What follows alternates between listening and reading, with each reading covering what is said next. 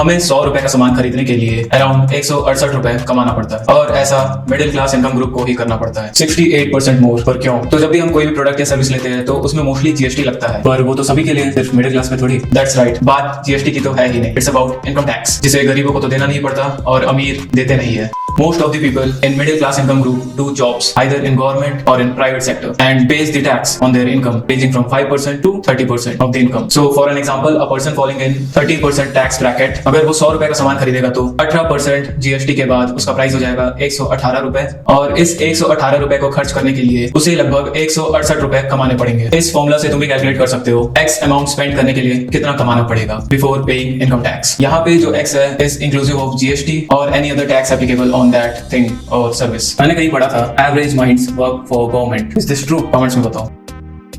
I'm an average guy. Will I be able to break the stereotype and the middle class trap? Time will tell.